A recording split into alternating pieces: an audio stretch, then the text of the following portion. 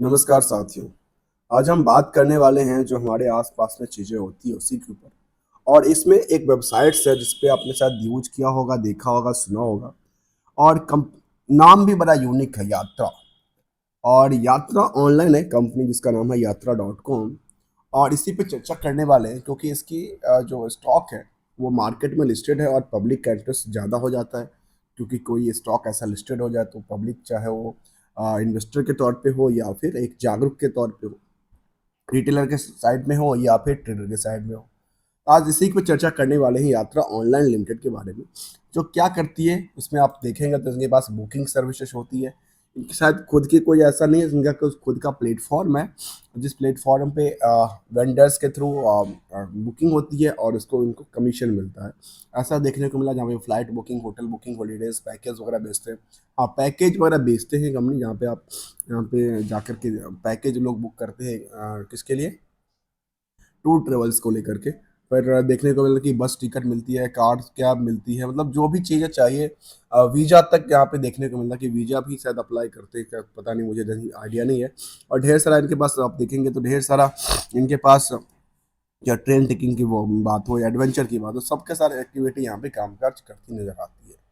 आज इसी स्टॉक पे हम चर्चा करने वाले हैं, स्टॉक का क्या परफॉर्मेंस है, क्या क्या लेवल्स निकल के आता है और क्या चार्ट में लगातार ये स्टॉक लगातार डिक्लाइन करती नजर आती है या कुछ पोटेंशियल भी बनाती नजर आती है। इसी पर चर्चा करते हैं। चलते हैं, पहले हम जानते हैं यात्रा ऑनलाइन के बारे में। यात्रा जो कंपनी थी बहुत पुरानी नहीं है, 2005 में कंपनी बनी थी। और 2005 में बनी थी और provide the information, pricing, ability and the booking facility for the domestic and international customer के लिए कामकाज करती नजर आती है। आगे आते हैं, आगे क्या कहते हैं कंपनी के बारे में, जहाँ पे हम एक नज़र डालेंगे। और अक्सर मैंने करंट प्राइस को कट कर देता हूँ क्योंकि ये एक मार्केट की दी गई प्राइस है जिसमें कि फंडामेंटल, टेक्निकल और सेंटिमेंटल को ऐड ऑन करने के बाद पता चलता है। तो ये इसका मार्केट प्राइस ये है। तो आपको पता है फंडामेंटल लॉन्ग टर्म के लिए, शॉर्ट टर्म के लिए टेक्निकल, और सेंटिमेंटल जो सबसे छोटा टाइम के लिए जिसको कहते हैं डे टू डे में कोई पॉलिसी चेंज, कोई एक्टिविटी, कोई न्यूज आर्टिकल्स, इसके बेसिस पे ही कामकाज करती नजर आती है। तीनों को कंबाइन कर देंगे, तीनों की कंबाइन करने के बाद निकलती है करंट मार्केट प्राइस। चलिए, इसका बुक वैल्यू जानते हैं। बुक वैल्यू कितने कहते हैं? बुक वैल्यू कहती है करीब 47 रुपये के आसपास। इंट्रेंसिक वैल्यू कुछ है ही नहीं। चलिए, अगला क्या कहते हैं? फेस वैल्यू है 1 रुपये का। और अर्निंग पर शेयर कितना है? केवल 29 पैसे, वो भी निगेटिव में। ठीक है। आर ओ सी कहती है 3.56, आर ओ ई कहती है निगेटिव में 0.98%।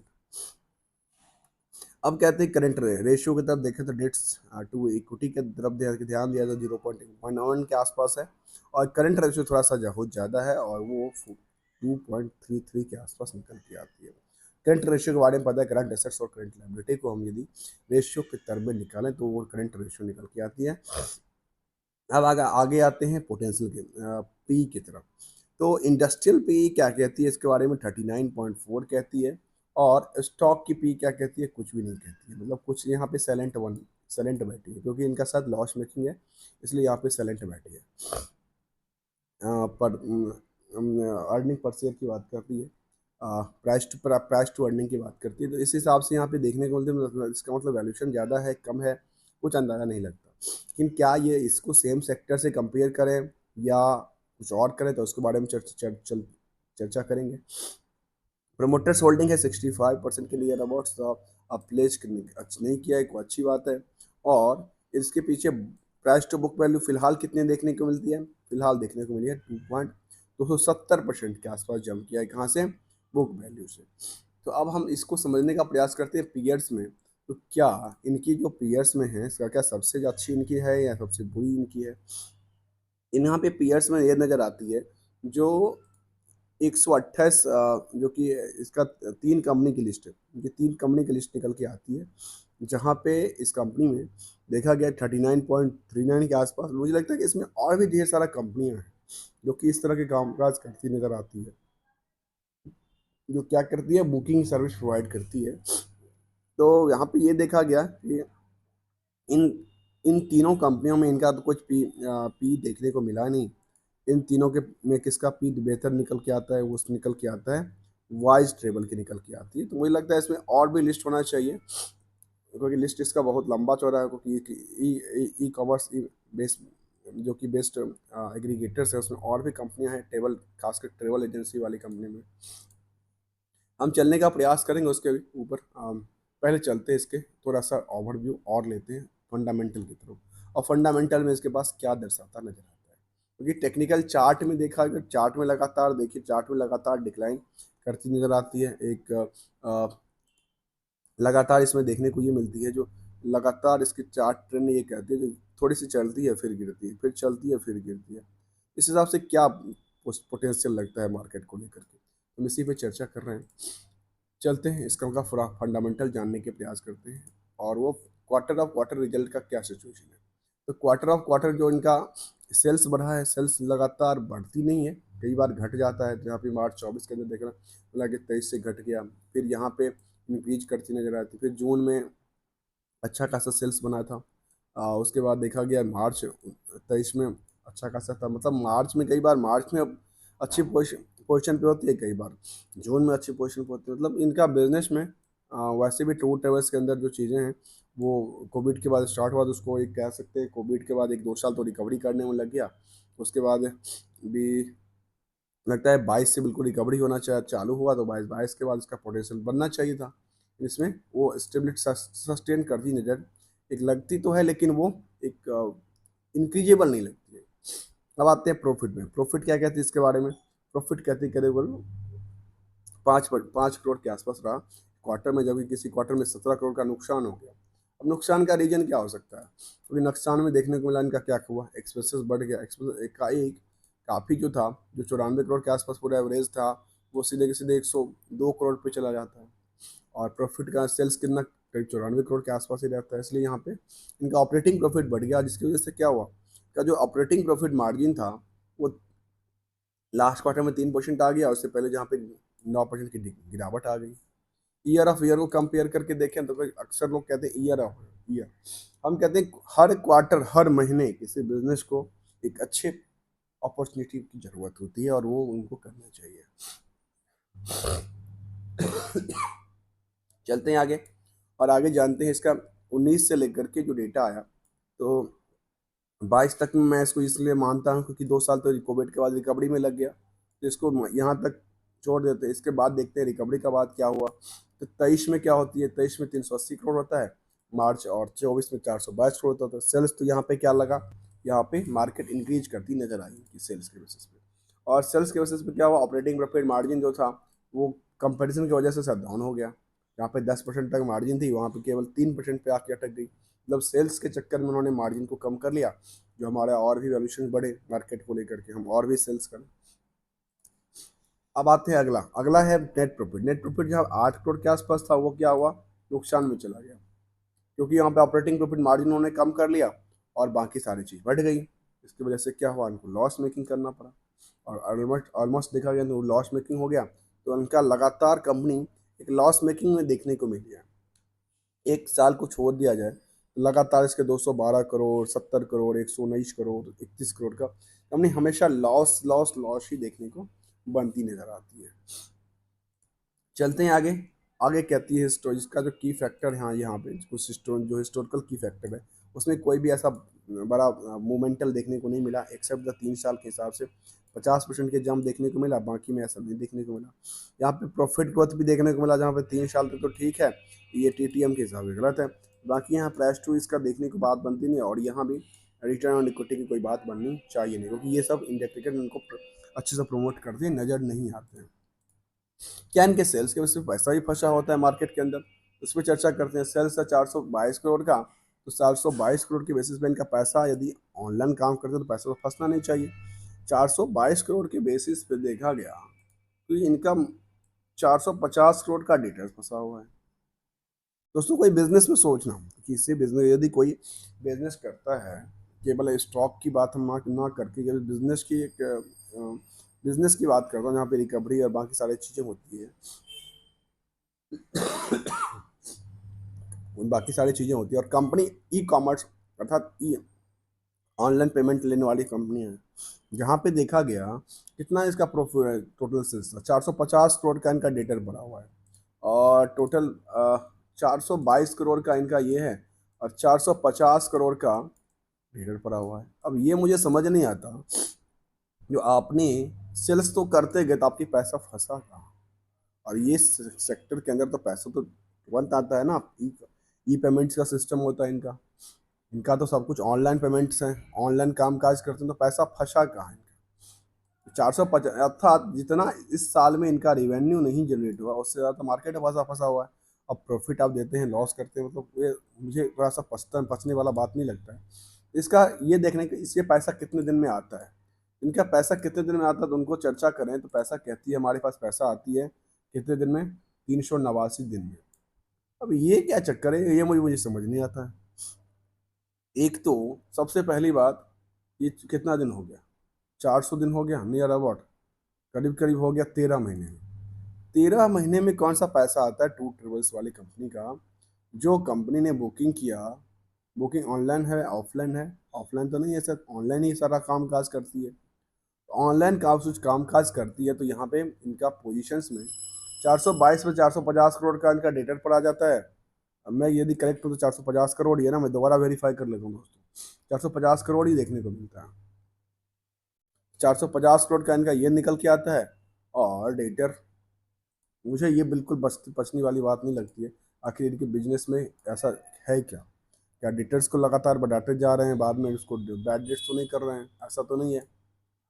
इसमें एक चीज़ और देखने वाली बात है, जो इनका वैसे सेल्स बढ़ा रहे हैं, सेल्स के वैसे उनको वो टैक्स भी दे रहे हैं, लेकिन ऑब्वियसली उनके पास पैसा नहीं आ रहा। पैसा कब आ रहा है? 13 महीने में पैसा आता है। इसका एक नज़र और डालते हैं कहाँ पे, रिजर्व एंड सरप्लस पे। इनका रिजर्व क्या कहता है, इनका रिजर्व में क्या पड़ा है, 732 पड़ा हुआ है, 732 करोड़। लाइबिलिटी क्या पड़ा हुआ है, 384 करोड़ का, जो कि बढ़ती नजर आ रही, कोई बात नहीं। फिक्स एसेट्स में क्या है, फिक्स एसेट्स में उन्होंने कुछ इंक्रीज किया है। पहले जो फिक्स एसेट्स था इनके पास, वो 2022-23 के बाद देखें तो क्या हुआ, इसके बाद इनकी फिक्स एसेट्स ही कम हो गई। अर्थात इनका जो ऑफिस सिस्टम वगैरह होंगे वो सब कम हो गए, बिल्डिंग्स वगैरह हो गए तो वो कम हो गए। खास के सिस्टम की बात करें, जो कि फिक्स एसेट्स में जो भी आइटम्स आती होंगी, इसका हम लिस्ट देखने का प्रयास करेंगे। इसके बाद यहाँ पे देखने को मिला इनका फिक्स एसेट्स में क्या हुआ, गिरावट वाली पोजीशन आ गई पहले से। इसके बाद कहती है इन्वेस्टमेंट कुछ है नहीं कंपनी के लिए। कंपनी के पास अब पैसा गया कहाँ? पैसा इसका क्या, कैश एंड कैश इक्विवेलेंट काफ़ी इनके पास है, वो है तो 402 करोड़ के आसपास इनके पास कैश एंड कैश इक्विवेलेंट देखने को मिला है।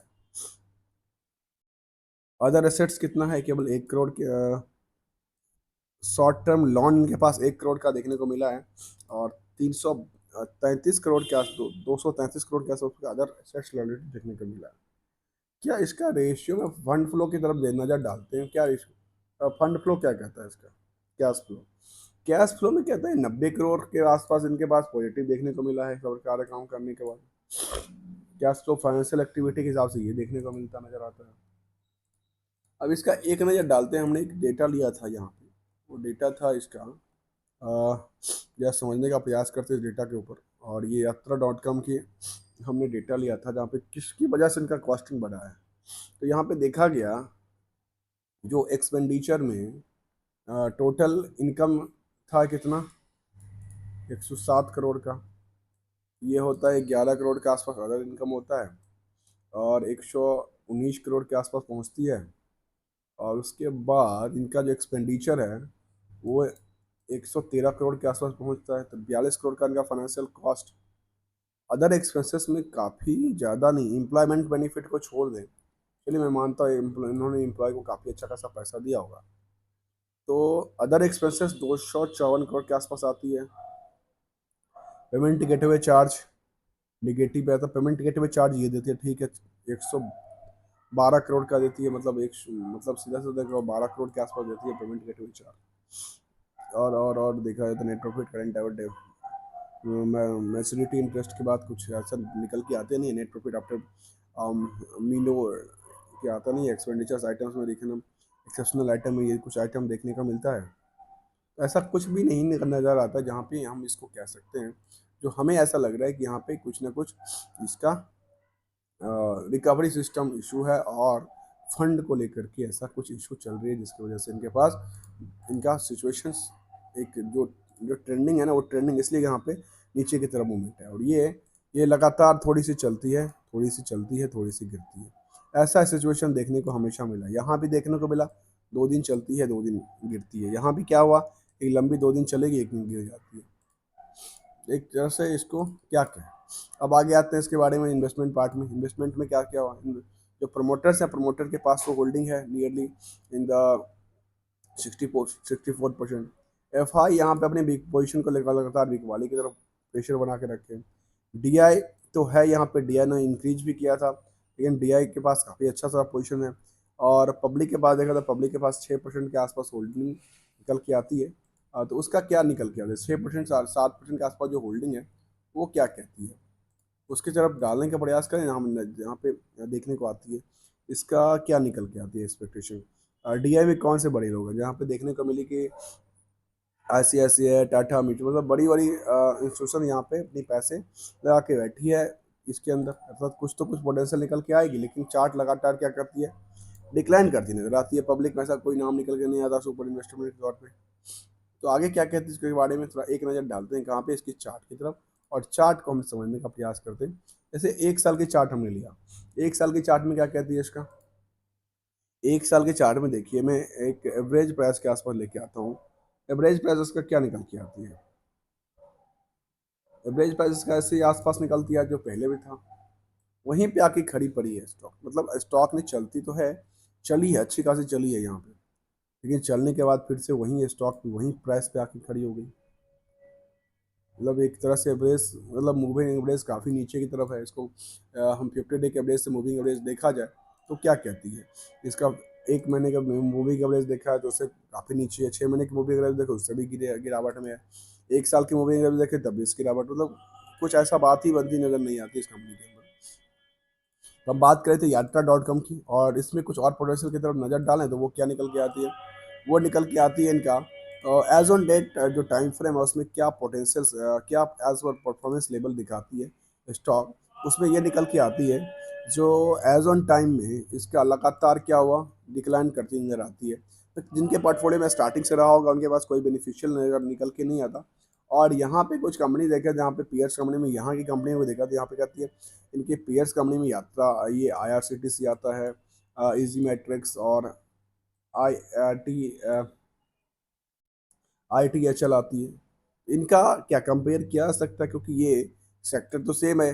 यात्रा.com भी क्या करती है, सर एक सर्विस प्रोवाइड करती है, और IRCTC भी सर्विस प्रोवाइड करती है सेम सेक्टर के अंदर। इजी मैट्रिक मुझे लगता है सबसे बेहतर होगा इसको इजी मैट्रिक से कंपेयर करना, क्योंकि ये और ये इनकी दोनों की एक्टिविटी सेम सेम ही है। हम आगे चल के कंपेयर करने का प्रयास करेंगे दोनों में कौन सा बेहतर परफॉर्मेंस करती नजर आती है और कौन सा बिल्कुल अच्छी परफॉर्मेंस करती नजर नहीं आती है। Thank you so much for joining here. यदि वीडियो अच्छा लगा तो लाइक से सब्सक्राइब करना मत भूलिएगा।